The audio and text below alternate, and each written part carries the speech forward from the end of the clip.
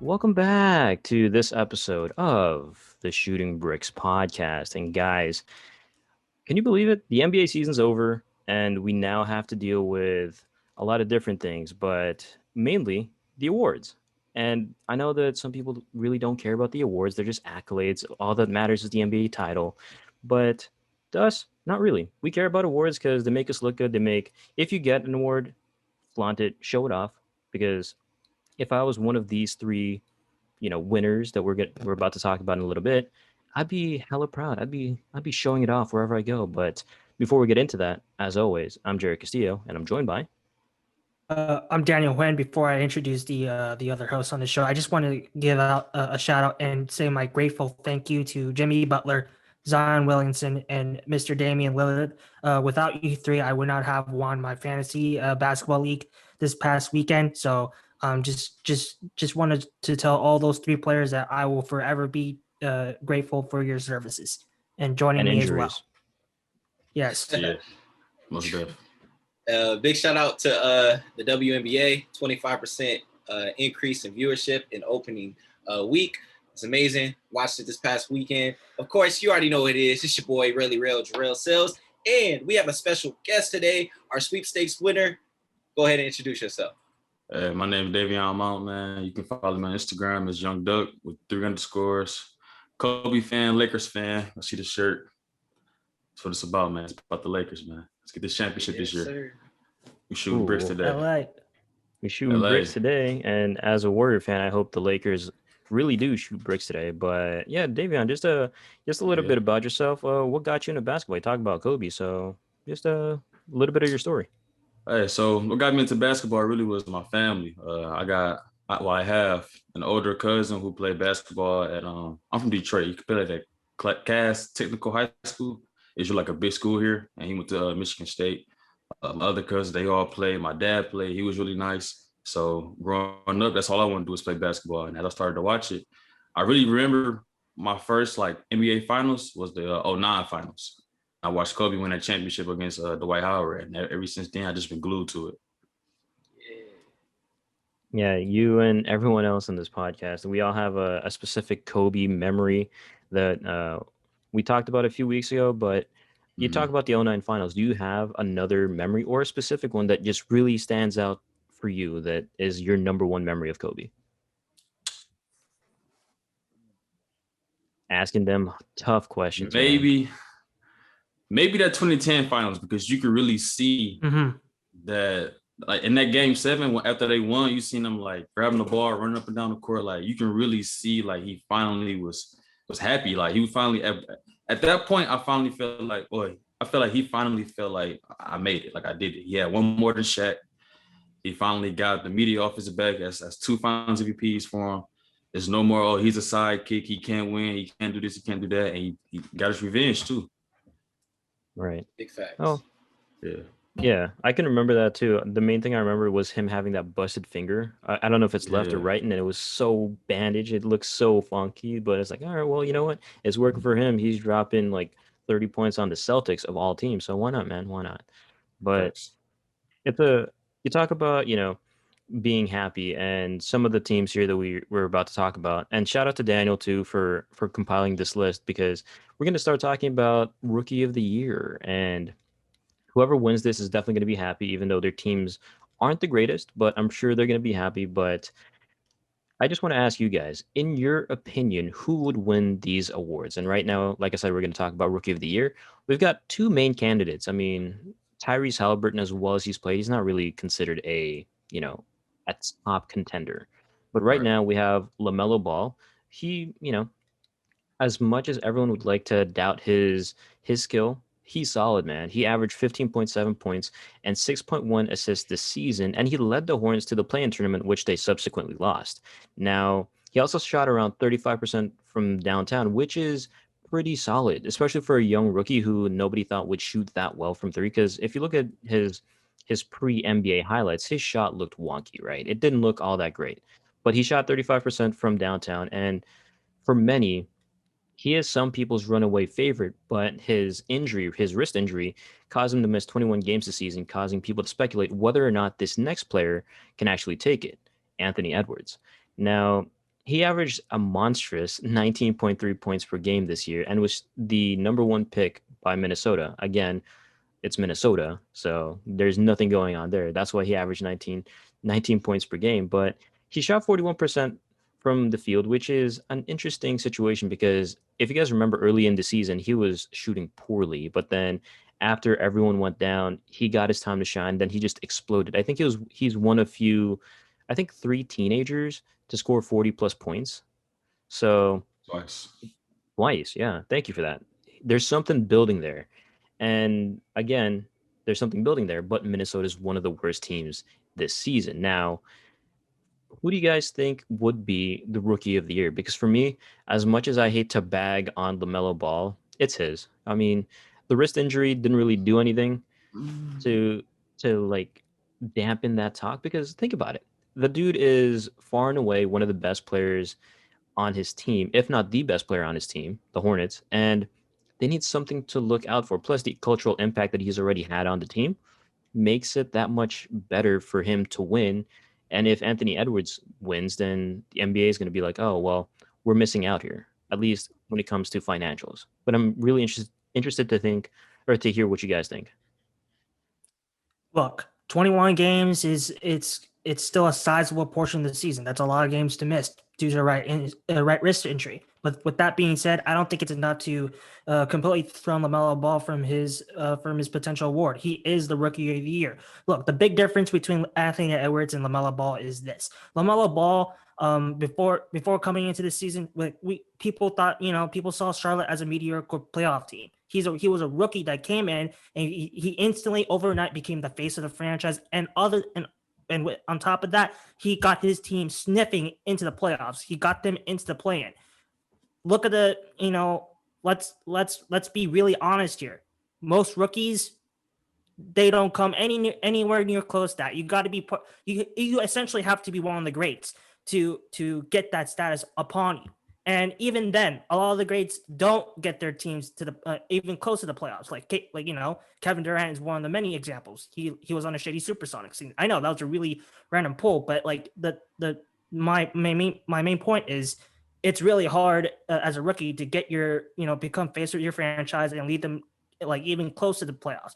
And plus, yes, Anthony Edwards was a dominant scoring option for majority of Minnesota's season this year. But the thing is, Minnesota still had one of the worst records in the league, and he's not even the face of that franchise. Karl Anthony Towns is. So I think this award ultimately, with even though LaMelo Ball had was not really as much of a offensive option as Edwards was, LaMelo Ball just by impact alone, that's why, in my opinion, LaMelo Ball deserves his award. He is Rookie of the Year.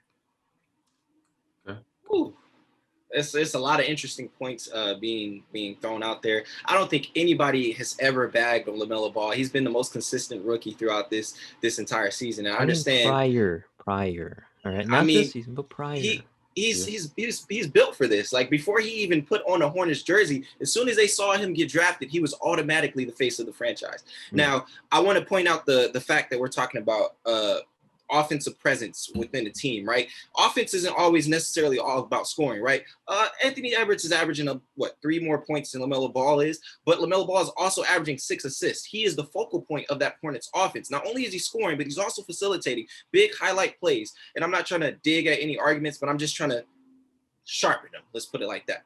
All right, all that to say, LaMelo Ball is undoubtedly the Rookie of the Year, not only because of the stats that he's putting up, but this key word that I'm going to use here, impact. He's been impactful on a team that actually had something to fight for this season. Anthony Edwards is on a bum team, like Daniel said, and in all honesty, it looks like empty stats to me. I understand Anthony Edwards put up 40 points 2 times this season. I'll totally understand it. I'm not trying to downplay him averaging 19 points a game, but it's just a different situation, different scenario. And I understand LaMelo Ball missed those 21 games, but like Daniel said, it's not enough. LaMelo Ball here is the Rookie of the Year. If he didn't get injured, we wouldn't even be questioning it. And because he's got injured, now we got like a second thought when it comes to it. But he has my vote. LaMelo Ball got it. So I'm interested to hear what Young Duck has to say.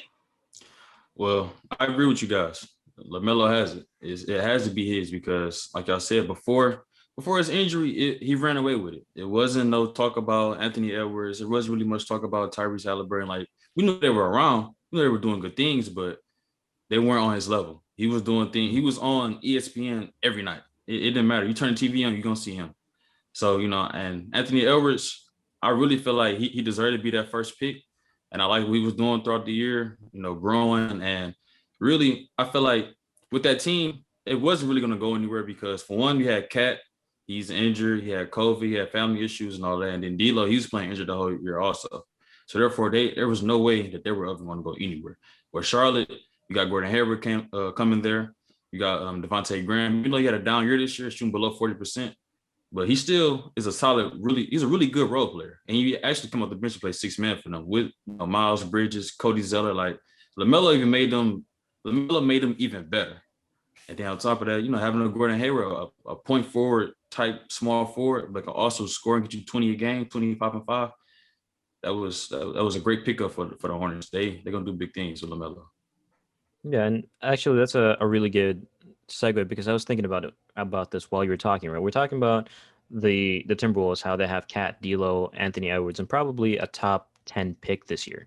So if you guys want to think that far ahead into the future, maybe 5 years down the line, who would you rather have, the Hornets or the Timberwolves?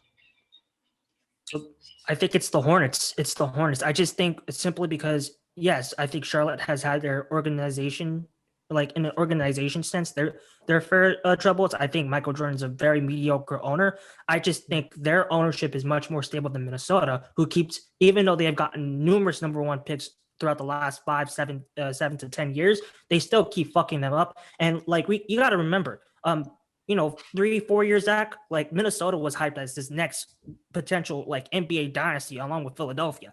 They're still in the dumpster right now. So Charlotte's fortunes honestly changed overnight once LaMelo Ball was drafted, and that didn't really change with Minnesota. So Charlotte's going to be in a much better situation. I think Charlotte's going to be a solid playoff team going forward. No, fair enough. I love the Laker fan connection here because I'm gonna have to agree with Daniel here. It's nothing appealing for Minnesota. I just don't feel it. I don't feel it with the Hornets. It's showtime, baby. Like, they have pieces to build around. They have young talent, and I'm not just saying just random players. Like Malik Beasley is over here messing with Scottie Pippen's ex-wife and whatnot. But take it easy. Big shout out to PJ Washington pulling Brittany bundle of Brittany. I forget her last name is, but she's an Instagram model. Go search her up. But Brittany Renner, there you go. But anyways, search her up, Brittany Renner. She's fine. Anyways, let me not talk about his girlfriend like that. But anyways, the Hornets, they have young pieces. They have Miles Bridges. They have Malik Monk. He's been quiet this year, but I see Malik Monk as that 6-man mode as well. Davion has mentioned that they have Devontae Graham. They have all these young pieces, and then they have Terry Rozier coming in. He's still relatively young. You know what I'm saying? They have things to build around. They're ultimately all they're missing really right now is just solidifying that bench and a big that's not named Cody Zeller, because he should not be starting on this team. So with that being said, the Hornets have a brighter future, regardless if they have a top pick or not, because of all the young talent they have and all the money that they have, aside from the contract that gave Gordon Hayward. But yeah, I'm going with the Hornets. Well, see, this can be tricky because I heard you guys talk and none of you guys brought up the fact that maybe the Timberwolves do not have that pick. But if they do have that pick, I believe it's top 2 or top 3 protected. If they can get the first pick and they get like Cade Cunningham or something, and they're able to trade D'Lo for something, and have Cade, Anthony Edwards, and Cat. That would be nice. That's a set, like, young big 3 that can get you somewhere. Whether they mess it up top or not, that's going to be on them, in the future. But as you guys said, if you go on a more safe bet, most definitely the Hornets, because for one, they're in the East. The East is primarily top heavy. The West, is really powerful all the way down to about 9 or so. But the East is top heavy. Charlotte, they'll be able to make the playoffs continuously every year. So to be safe, yes, Charlotte. But if we're going to go for like a wild card or possibly championship, I may even go with the Timberwolves with the type of talent they may be able to have. With that management, I don't know. I mean, the management is bad. Most definitely. They're going to fuck it up somehow. They always find a way. It's So it's really interesting you guys bring up the management. So the A-Rod deal actually went through. So A-Rod and his buddy, they're going to be owners, So 50-50. weird. Yeah, So yeah. hopefully it works, man. Hey. Glenn Taylor has been kind of, but go ahead. I hope that KG finds a way to get a part of that. I I hope agree. Yeah, some type of title, something. He has to get something. It has to happen. I mean, he's He the is best the player. Timberwolves. Right. Yeah. He's the best Yeah. player that they've ever had and ever probably will ever have. So Yeah. I don't know. But really quickly, Davion, you talk about the pick. So right now, according to Tankathon, the pick is slated to be the 6th pick. So if it's top 3, Timberwolves get it. If it's anything after that, it's the Warriors, and it's looking like the Warriors are probably going to get that. So we'll see what happens there. But I know you're happy about that. absolutely, man. I would be too. Sheesh. Yeah. Clay coming back. Draymond is still there. Curry keeping this type of play. Man, come on. It's not more consistent. Exactly. It's hard not to be happy about the Warriors' future when the present looks solid. Man, James Wiseman coming back too. Man, Yeah. All right. I'm gonna calm down a bit because we're gonna talk about something a little bit more even keeled here. And G, you talked about different situations. We're gonna talk about the most improved player of the year award because a lot of these players on this list, they needed a different situation to fully unlock their potential. Case in point, Julius Randle, because nobody thought Julius Randle would be like this. I certainly didn't. I don't even think that he thought himself that he could do this himself, but he just made an enormous leap that nobody really saw, averaging 24 points, 10 boards, and 6 assists. He also shot 41% from 3, and I think last year he shot somewhere in the 20s. So that's amazing, especially from a guy that has no history of shooting threes. He's shooting 41% with around 5 attempts per game. And whether you want to, credit him or Tom Thibodeau for what they're doing in New York, this is amazing stuff from Julius Randle. And it's just amazing that we're talking about him as the most improved player of the year, but also Michael Porter Jr., because he's putting up a fight as well. And this is kind of like a weird situation because a lot of his growth happened after Jamal Murray went down. And this year he's averaging 19 points and 7 boards, but Denver really needed a second player to go get them buckets after Jamal went down. And so Michael Porter Jr., pretty solid. Speaking of solid, Jeremy Grant. So Detroit, as we all know, we don't know what direction they're headed in. It's kind of weird, but he provided a little bit of a spark, that lone star of light for them because he averaged 22 points per night and he became the number 1 offensive option this year, even with the departures of, Blake Griffin and Derrick Rose. And yeah, he might have been the best player, but Detroit still was the worst team in the league by far. So those are the 3 main contenders for most improved, but let me throw some names out to you. Christian Wood, Zach LaVine, Michael Bridges, Zion Williamson, and Darius Garland. And before I'm going to let you guys think about this, let you guys marinate on this question on who you guys think will be the most improved player of the year. I think it's Christian Wood, quite honestly, because we talk about different situations. This is the situation that he needed, right? He went, and if you look at Basketball Reference really quickly, like he's been on 1, 2, 3, 4, 5 teams in his 5 years in the league. Crazy. Now, last year he had a 15-game stretch where I think he was averaging 25 and 10 for the Detroit Pistons, shooting fantastic across the board. And people thought, well, it's 15 games. It's not sustainable. He showed with the Rockets on a bad Rockets team that it is sustainable. He averaged 21 points, 9.6 boards on 51% shooting from the field, 37 from 3, which is for a big man amazing. 37 from 3, and free throw was kind of down at 63%, but he also put in the blocks at 1.2. So he could potentially be the next unicorn of sorts. So I have Christian Wood as the most improved player of the year. What about you guys? Look, I think Christian Wood is a good choice. At the end of the day, though, this is honestly the most subjective award of all the awards out there. It's a big award, but it's really up to the person who is watching the game. But I have to go with Julius Randle here. Look, let's all reflect at the beginning of the season. No one thought New York was going to be here. I thought New York was destined to be back in the lottery as they usually were with one of the worst owners in the league, James Dolan. I still think he's one of the worst owners of the league. It's lucky that Tom Thibodeau has come in and turned this boat around. But like Julius Randle literally, like, what, not only did he improve his stats this season, he developed his 3-point. He literally came into a hopeless franchise, and not only did he like become the best player, he led them to not a fringe playoff seeding, but a 4th seed in the East. Like, that's no joke. So I think just that by alone, I think, like, in comparison to a lot of the players, Jeremy Grant, Michael Porter Jr., he's on a playoff team, but he's not the face of that team. Jeremy Grant, he's a good player on a bad squad. Julius Randle was a good player, a much more improved player on a playoff team. And just by that alone, and with the whole New York miracle this season, I think that's enough for me to say Julius Randle is the most improved player of the year. Honestly, coming before the season happened, I never saw Julius Randle. He's a solid player, but I never saw him as an integral part or like a cornerstone of a franchise. After this season, that my mind has completely changed. I think Julius Randle going forward is going to be a focal point and a franchise cornerstone for this next squad going forward. Yeah, and most importantly, the buzz is back in New York. People are saying, "Oh, New York might trade for a disgruntled star." Ooh, whatever that means. We've heard that for the past 5-10 years. It hasn't happened, and hopefully they don't screw this up. But go ahead, G.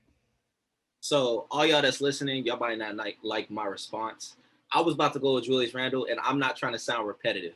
Of course, he's most improved player because he is now a star. He's growing into a star. He went from a second option, third option to an all-around complete player on the Knicks team, getting them to the playoffs. So I honestly think that he is the most improved player. But I'm going to argue for another player because, again, I don't want to continue to sound repetitive. Jeremy Grant made probably the biggest jump. He is not an offensive player at all. He was a 4th, 5th option on the Denver Nuggets. I know he's on a trash team in the Detroit Pistons, but it's difficult to average 20 points in the NBA. I've never been in the NBA, but I'm pretty sure it's difficult. I mean, Kwame Brown couldn't average over 10 points in his career. So I mean, 20 points that has to be tough. So he hasn't played a lot, so I'm kind of leaning towards Michael Porter. And initially, I was about to go with the wild card and say Colin Sexton, and I'll tell you why in a minute. But I'm gonna go Michael Porter here because he went from 9 points coming off the bench to being a focal point on this team now. With Jamal Murray not taking that extra step, now we're kind of leaning towards Michael Porter, and he's averaging 19.7 boards a game. So he's becoming a vital part of this Denver Nuggets team. I hope that he does. Unless the Nuggets play against the Lakers, which I don't think is happening. But I hope that he does well in this playoff atmosphere. And the reason why I throw out Colin Sexton is because he's had some big moments this season. Against the Nets, he's up to shooting his point average from 20 to 24. He's shooting, I think 40% from 3, if I'm not mistaken. I understand the Cavaliers are a garbage team. He's actually shooting 37% from 3, a percentage down, but he's averaging almost 4.5 assists. So we weren't talking about Colin Sexton before this season, and I remember halfway through the season, all we were talking about is Colin Sexton, and I probably was talking about him a little bit more because he was on my fantasy team, but I'm going to throw his name in there because he needs to be in the discussion, but I'm going to give it to Michael Porter for the sake of argument because he bumped his average from 9 to 19 points. Yeah, all that positive reaffirmation or whatever the Cavaliers staff gave him during his rookie year paid off. But go ahead, D. In a locker. Well, a locker. Yeah. Yeah. So most definitely, I feel like they're going to give it to Julius Randle. It's without a doubt. You got to look at how he went from, and his year in New Orleans was great. He averaged I believe 20 points and 9 rebounds or 8 rebounds that year when AD kept sitting down. So we seen flashes of this, but then last year he goes to New York and it's like, where is it? His numbers were down. It's his first time being a number one option and a focal point of an offense in the team. So he didn't really do too good. Coming in this year he's averaging 24, 10, and 6. Shooting 41% from the field, 41% from 3, 45% from the field. So that's big. That's big across the board. He improved everywhere. Jeremy Grant, it was a great run, but Somebody got to put up those shots. Somebody got to shoot. Killian Hayes got injured early. Sadiq Bey came into his own, throughout the year, but somebody got to shoot. Somebody got to shoot. It's who else is going to do it? Blake didn't want to play when he was here. Derrick Rose did his thing, but he asked for a trade. MPJ, that's my guy. I feel like he's the next T-Mac. If anybody is going to be the next him, it's going to be him. Interesting. But like I said, Julius Randle has to take this award. But that Darius Garland that you brought up, that's key because last year, beginning of the year, he was struggling. Like he was struggling bad, dealing with injuries and whatnot. And they come on to this year, he's averaging 17 and 6, shooting up 45% from the field and almost 40% from deep. So Cleveland's working on something with that backcourt. Yeah, plus they're planning to offer Jarrod Allen a $100 million extension too. So him too. That three right there, solid. Sexton, Garland, Sexland, and then you have Jarrod Allen there too, just chilling. Yeah. Dude, that's gonna be a fun team to watch if they get it all right. They need one more piece though. They need one more piece. Who do you think that is? A draft pick or just a young player in the league? Who's they small for? Isaac Okoro? Yeah, it used to be KPJ. I mean, I was seeing him play the 4 a lot too. Really? Also, he was playing the 4 also, but I don't think it'll be Isaac Okoro though. I feel like they're gonna need somebody like him as far as defensively, 3-and-D players because you have 2 small guards in the backcourt and you do have a rim protector, but on the perimeter, somebody just fire you up because especially if you run drop coverage, you run against Steph Curry or somebody like that. It's over when they get hit with one of them screens. So they're gonna need a top defender like. Maybe someone like a Draymond-ish type situation. They would need somebody like that. Somebody who's very vocal, can guard multiple positions, and even sometimes play make for those guys so they can, have time off the ball and run off screens or whatever the case may be. Because I mean, you already know Colin Sexton not passing the ball for real. He's shooting it. He's shooting if he touch it. Yeah. Wait, what if the Warriors swing a deal and trade Andrew Wiggins back to the Cavs? Because now we know that Andrew Wiggins is a solid 4 or 5, fourth or fifth option on a solid squad. We know that. Plus, we know he can defend multiple positions. Right. I'm just saying anything because we need that dumbass contract off the books, dude. $27 million for the next however many years, a max deal for a dude averaging 17 points and whatever rebounds. He plays, decent defense. We just need that damn contract off the books, dude. We're paying 4 people like $25 million a year. Come on. Man, the only way that might happen is they trade Kevin Love. I have to buy him out. Oh God. Don't even get me started on that, but yeah. We're talking all these different scenarios, and it's kind of interesting because we never really realized that a player like Nikola Jokic, who was drafted 41st way back in the day, has a chance. Complete steal, yeah, has a chance to win MVP. But it's like, I don't know what it is, but someone just flipped the switch, and all of a sudden we're all enlightened to how good Nikola Jokic is, and all of a sudden he is the top candidate to win MVP. So I'm just going to list off a few names here. And obviously, if you haven't picked up by now, we're talking about the MVP, who we think is going to win the MVP. And so first up, Nikola Jokic. He is by far the leader in the MVP conversation as he helped his team weather the storm of a terrible start to the year and carried his team to 3rd in the Western Conference. And now he's averaging 26 points per game and along with 10 rebounds. And he's also dishing out assists too at 8.3 per game. Now, that's cool and all, but people are going to say, oh, look at his defense. But it doesn't matter. He's leading the 3rd best team, arguably, in, I guess. Well, actually, no, not arguably. Never mind. Scratch that. He's leading the 3rd best team in the West, and there's no one really that can stop him. And obviously, we're talking about players that can't be stopped. We also have to talk about Stephen Curry. People thought this was the year to expose Steph Curry, to say that, oh, look at him. He needs Klay Thompson. He needs KD. He needs all these other players to keep him relevant. Well, joke's on you. He's doing that all by himself. He's averaging 32 points a game. And for a 33-year-old, this is crazy because he is one of only 2 players to to win a scoring title after age 33, with Michael being the other. And it always goes back to Michael, right? He always gets whoever, if we're talking about points and scoring domination, it always goes back to Michael. And for him to be compared to Michael at 33, averaging 32 points a game, he's doing something right. And in May, he's been literally almost unstoppable because he's averaging 37 points per game with 45% shooting from the field. He even had a 60-point game this season. I think he was one of the oldest people to have a 60-point game. I think it was for 62. And just to put this into context, his MVP impact without Curry, the Warriors offense is the worst in the last 5 years. With him, it's the 10th best in the league. And you only need to look at LeBron James and John Morant because they think he's the MVP. And he's the only player in NBA history with a 35-5 and 5 threes made per game in a season, and he's done it twice. Now, if you think that is impressive, you also have to factor in what Joel Embiid is doing because nobody expected the 76ers to be the first seed. I certainly didn't. But he's done it shooting 51% from the field, averaging 28 points per game and around 10 rebounds. Yeah, he may have missed some games, but ultimately Embiid leading the Sixers to that first seed past the Nets, past the Bucks, it's that's got to be worth something. And so I want to get your guys' take on this. Who do you think is the MVP?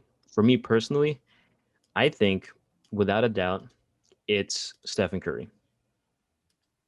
But go ahead, D, or whoever wants to go I'm and jump in. I'm gonna I'm gonna have to disagree with you, Jarrod. You got to remember the Nuggets were in a truly bad spot right at the beginning of the year. It's probably it's gonna go down as probably one of their worst off starts in franchise history. And despite all that, Nikola Jokic still managed to get them to third in the Western Conference. And if you look at the Golden State side, yeah, it's impressive that Steph has gotten them into the plan. But there are some times that during the season that there were serious that whether the Warriors whether like make it into the plan, not like forget even the playoffs, the plan, and But they did. they did, but like it's been a long struggle. Nikola Jokic, on the other hand, despite suffering the injury of his sidekick Jamal Murray, he has still led this team to third in the Western Conference, and completely, despite all the turbulence, Denver is looking good despite Jamal Murray's injury. He's increased his scoring averages on the whole by 7 points this season. Okay, that's got to be the numbers he's averaging as a big man are insane, and you gotta look at the assists too. Like Stats? what makes Jokic. Are you Don't get saying him stats matter? Don't get. Oh my god! Don't Oh, get man. started, man. Okay. Okay. But we're talking about MVP conversation. But stats, yes, stats do matter in this MVP conversation. Nikola Y'all heard it Jokic here first. has taken a huge step forward in that department. He's 6 in assists. So like, and unlike Joel Embiid this season, he's been available. He's played this season mostly healthy. With all those calculating factors all added up together, Steph Curry, he's had a phenomenal season thus far. It's very, I kind of brought it up. It kind of is like Kobe in 2006, but that's another conversation. But with all that added up, Nikola Jokic, in my opinion, he is the league's most valuable player. Yeah, There we and go. you bring up health too. He's one of 11 players to play all 72 games. And just I think a few days ago, he was number one in most offensive metrics. And when you look at Basketball Reference and you look at all the different statistics like offensive wins over replacement and whatever else, he's number one. And the only parts or the only places where he's not number one is obviously the defense because Rudy Gobert has that. So I'm really interested to see what Gerrel thinks about all this. Since y'all want to compare Curry to Kobe so bad, I'm gonna have to say Curry's he's not winning the MVP, and the reason why I say that is because similar situation to Kobe.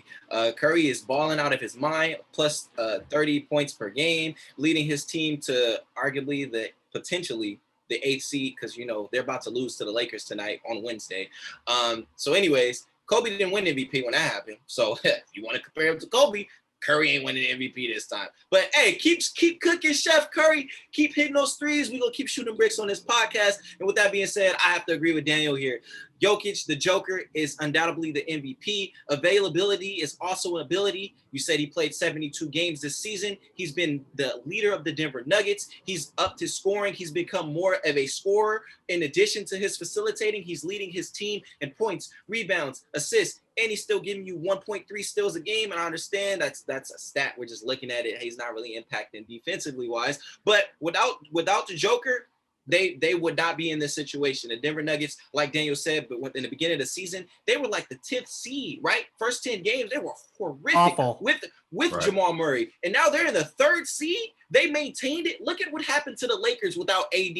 Look what happened to the Lakers without LeBron James. And this is coming from a Lakers fan.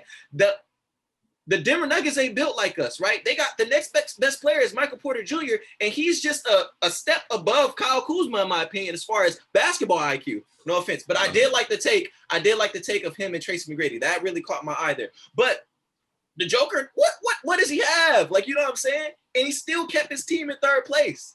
So with that being said, he's the best player on this team. He's probably been the best player this season because he stayed healthy. And he still impacted the game in multiple factors. So I'm saying that the Joker is an MVP. Of course, Joel Embiid was up there before he got injured. Of course, LeBron James was up there before he got injured. But injuries happen. So Jokic is, and Curry's up there too. Don't get me wrong, but you want to compare it to Kobe, so I'm gonna give you Kobe for this situation. Anyways, the Joker is the MVP. He about to win it. We have another foreign player getting the MVP, and it's well deserved. Facts. So just like Kobe deserved it, Steph Curry does deserve it. He's not going to get it. They're going to give it to Jokic. Jokic is going to get it because you see he's averaging 28, 13, and 8, right? And this year we're actually seeing him finally do what he does in the playoffs all season. He's finally realizing that you have to be aggressive throughout the entire regular season and the playoffs. Therefore, your team is going to continue to be great. You know, that's that whole thing of them starting off slow. They've been starting off slow for the past few years, if I'm not mistaken. And then they pick it up once he starts to go. And now he finally understands that, okay, as I go, the team goes. As I go, Jamal Murray goes. As I go, MPJ, Monte Morris, Will Barton, everybody else. So that's really, even, to be honest, he should even be talked about in maybe the most improved players, if you think about it, as far as mentality goes. Because, like you said, his numbers has jumped up across the board. He's always done everything, but he's really doing everything now. He's impacting everything even more at a higher rate. So he's most definitely going to get that award. Like y'all said, Brown's up there at a point in time. Joel Embiid, he was my pick in the beginning of the year until he did get hurt. And then even after that injury, you've seen his numbers even go down even more also. But at one point, he was averaging about 30. Now he was averaging about 28. So, yeah, it's like, I feel like he even just mailed it in like, okay, yeah, Jokic got it. So, yeah. I mean, that's really interesting because, we talk about Embiid, we talk about Jokic. What about Giannis as like an outside, because he's back to back, right? And all of a sudden, the Bucks are 3rd or 4th? They're third. As far as Giannis goes, I just felt like what we expected from Giannis this season is practically what we got. I mean, like, yeah, he did miss. It's like he's doing great. Don't get me wrong, but I think it's become more of a trend now in the NBA where we start to not recognize greatness. Like LeBron should have more MVPs than what he has. Kobe Bryant should have more MVPs than what he has. But we just get so accustomed to what is being produced that we kind of like, oh, he has enough MVPs, no more. Yeah, and Giannis most definitely made some improvements this year. Not to cut you off, but I've been seeing him more so, in the post, doing these fadeaways, like mid-range shot, like. That's what he needs to do instead of just running to the rim the whole time or just, shooting a few threes if they're leaving them open. No, get down on the block, go work with Hakeem if you need to, Shaq, whoever. Like, you need to get down there on the block and then get some easy buckets, man. It's going to free up everything. Facts. Bro, that's making G happy. I mean, he's a big fan of Giannis. So anything nice you say about Giannis is always going to lighten up his day. But, player, he's a great player. Great player. It's going to be interesting to see what happens with the Bucks because, He's a Greek freak. He's a freak. Yeah, he is. I thought he was just throwing out words, but go ahead, Jarrod. Go ahead. I mean, yeah, we were, but we're talking about the Bucks and the Greek freak, and he is a freak. But Mike Budenholzer's seat is extremely warm. It's really, Yeah, really hot. So almost on th- fire. some would say it is on fire, and he's just sitting on it saying, "This is fine." But I'm Yes. just, I'm just gonna throw this out to you guys really quickly. Do you guys think that the Bucks will make it to the Eastern Conference Finals? Because I think they're probably gonna play the Heat maybe Yeah. in the The first In Heat, the the round. first Heat in the round. playoffs. Yeah, they play Yeah, the Heat in the first six. round. Yeah, and Uh, they're the sixth seed. Yeah. I think personally, with the way the Heat have been playing as of late, the Heat can do it. They can knock off the Bucks and potentially knock off uh, Coach Bud from his seat. What about you guys? with the way Miami has struggled this season after that, incredible finals run we saw at the end of last year, I just gut feeling is I just can't see Miami making it that far. I think Milwaukee wins this series. Um, I can I actually think Milwaukee could. It's definitely in the realm of possibility, but I think Brooklyn's gonna. I'm still siding with Brooklyn's gonna get it all together just in time to knock them out before they get into the NBA Finals. But we're talking about Eastern Conference Finals, so Why are you it's so obsessed with the Nets, bro? Focus on the question. I'm getting tired of you talking about the Nets. Fuck the Nets. okay. I apologize, bro. But do I see the Bucks making it to the Eastern Conference Finals? It's possible, but I think I'm gonna side with I think Philadelphia has a better chance. And So Brooklyn. that's a no. Lord. So that's a no. He does not see the Bucks making it to the Eastern Conference Finals. All right, go ahead. You G. answering that question like Giannis listening to this podcast. I hope he is, and he about to come for you or something. Pause. Anyways, yeah, they're not making it. I'm a Giannis fan. I love Giannis, but I just don't believe in this team. I don't believe in Drew Holiday. That's not what they needed. I still am a fan of Malcolm Brogdon. They should have never got rid of him. But with that being said, the Heat have more experience than the Bucks, bro. It's playoffs. I don't care what happened before playoffs. It's a brand new season on it. Everybody starts at zero. I don't care what your seed is. Jimmy Butler is a different beast in the playoffs. We saw it last year. Goran Dragic is not as injured. I think he was injured for the most part of the playoffs, if I'm not mistaken, right? Last year towards the end, yeah.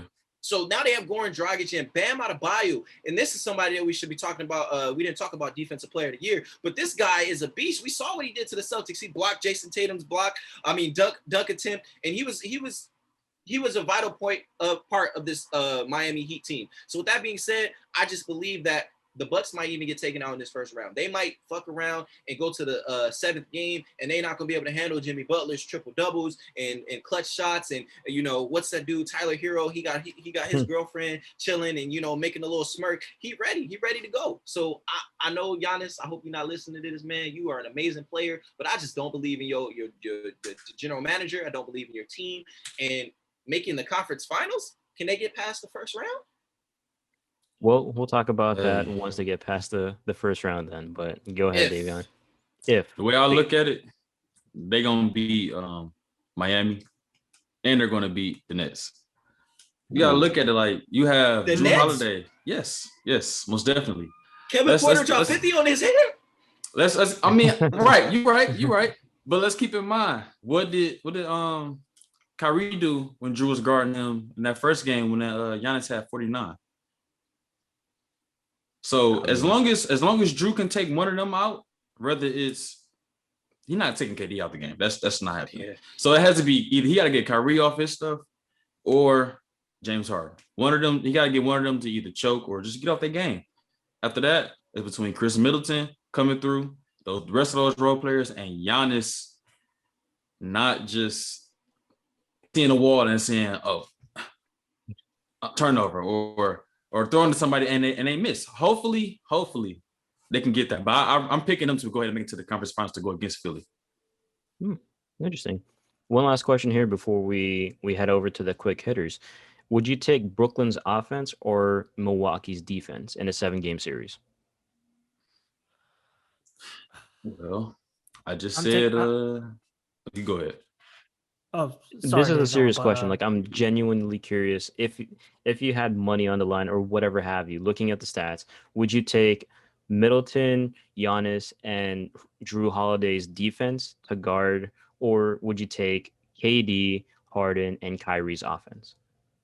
that the just by saying those three names, Jared, that I'm gonna have to lean Brooklyn's way. That's We know.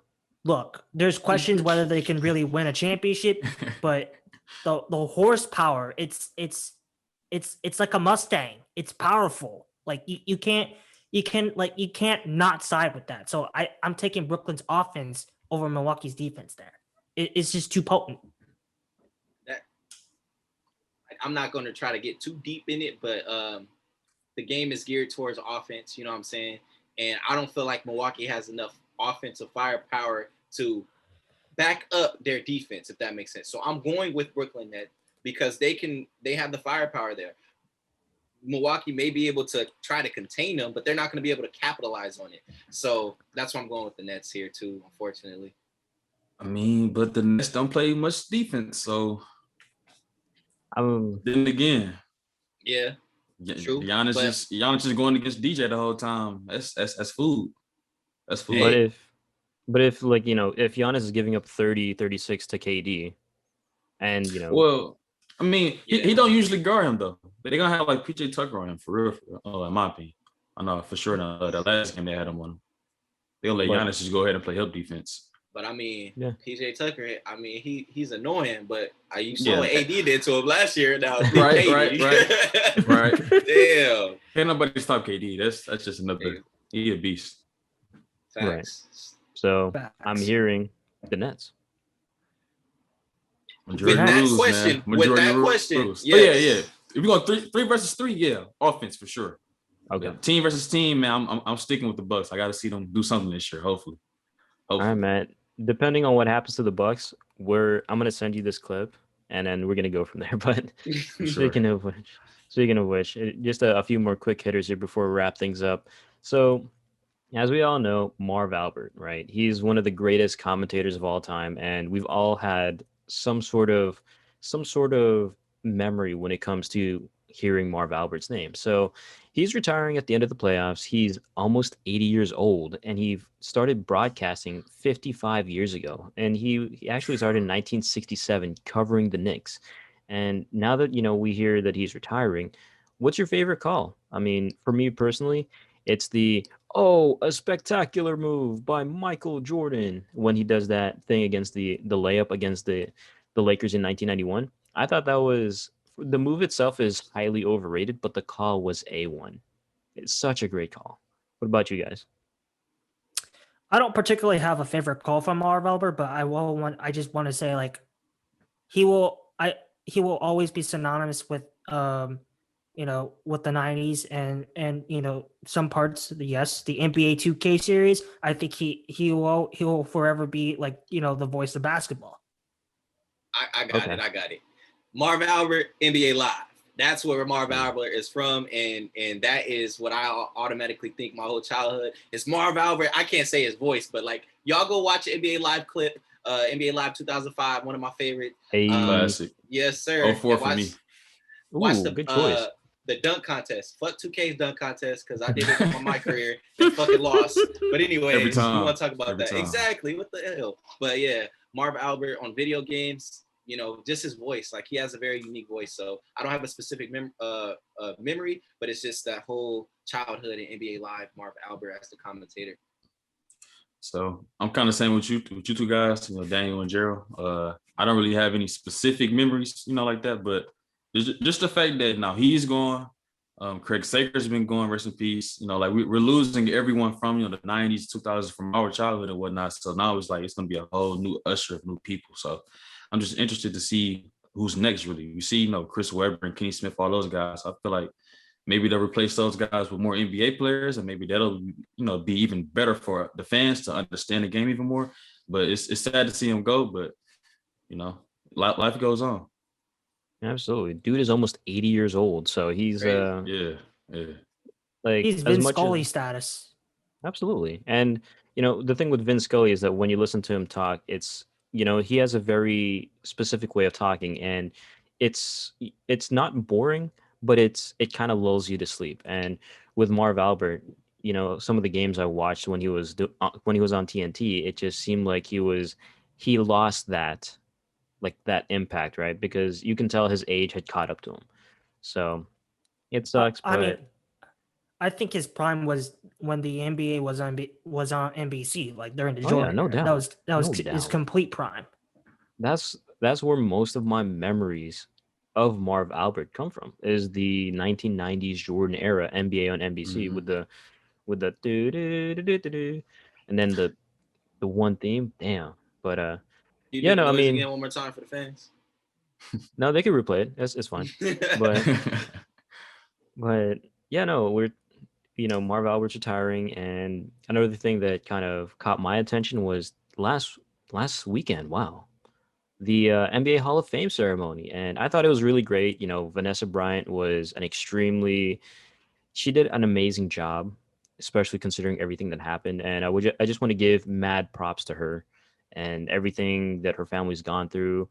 It's been a hell of a year for everyone in the worst way, especially for her. So I just want to give her props for just doing what she did on the biggest stage. And yeah, I don't know if you guys saw the Hall of Fame ceremony. If you guys did, any thoughts on it really quickly before we wrap things up? Uh, Props to Vanessa Bryant. She went through it's been pure hell for her, and all I just wish is that like she finds her peace, and the speech was a perfect a tribute to Kobe Bryant's career, and not only that, his contribution to the game of basketball, and I think it will forever be missed.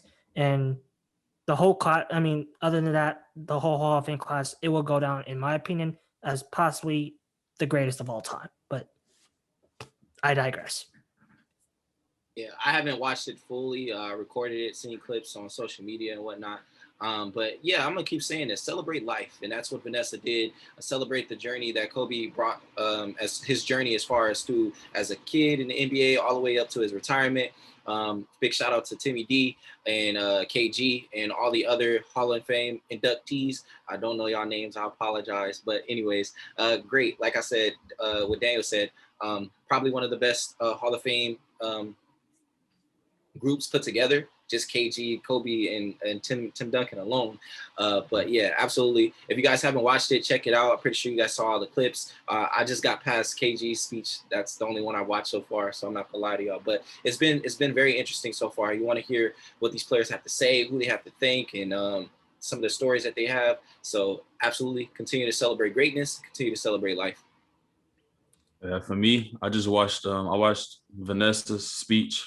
I really wanted MJ to say something too, but it was a great speech, top to bottom, man. And I really appreciate her coming there and being able to really like give us fans another look at him, another remembrance of him, something else to remember him under or as or whatever, her breaking stuff down about their relationship and how he was like, just always knowing that he was really like the hardest worker. Like she really called him an overachiever. And that's really what he is. That's how he got to, where he was. To me, top 5 player of all time. But, Tim Duncan up there too, getting in there. That's great. KG, terrific class. Shout out to Ben Wallace for finally making it, and Chris Webber too this year. Oh yeah. Yeah, sir. Yes, sir. And we're talking about appreciation and all that jazz. Well, I just want to appreciate you, Davion, for hopping on, because I know we've been thinking about this for a while, and congrats on being the sweepstakes winner again. I mean, it's been a long time coming, Appreciate it. so we just want to say thank you for finding the time and hopping on, joining us for talking about hoops for an hour. So appreciate you, man. Man, no problem, man. Anytime y'all want somebody to come through, just let me know. Absolutely, absolutely. And if people want to follow you on socials, where can they find you? You can find me on Instagram, YoungDuck 3 underscores. Um, Twitter, the same thing. That's really well I'm on right now. Oh, you can subscribe to my YouTube channel. K3 Productions is going to be coming out with gaming, podcasts, everything. Everything's coming out. Absolutely. Give him a follow, and don't forget to subscribe to the Shooting Bricks podcast as well, and leave a review on your platform of choice. It really helps us out. Lastly, make sure to follow us on @podcastbricks on Twitter, @shootingbrickspodcast on Instagram, and @the Shooting Bricks Podcast on YouTube for all the news and the video of this episode of the Shooting Bricks Podcast. Again, I want to say thank you to Davion for hopping on, and it's been a fun journey. But as always, I'm Jarrod Castillo. I'm just anxious to get this plan started. Go Lakers. I'm Daniel Nguyen, and joining me as well. Yes, sir. Go Lakers. Appreciate you, Davion, for all the support on Instagram, all the love. We show you love here on the Shooting Bricks. Hope you feel the same way. It's your boy, Relly Rail, Gerrel Sales. And of course, one more time, who is our guest today? Davion, aka Young Duck. I appreciate you guys, man. Let's get this win, Lakers. Shooting Bricks. Man. Yes, sir. We'll see. Well, hopefully the Lakers, we'll see what happens with the Lakers, but for everyone else, we will see you guys next week.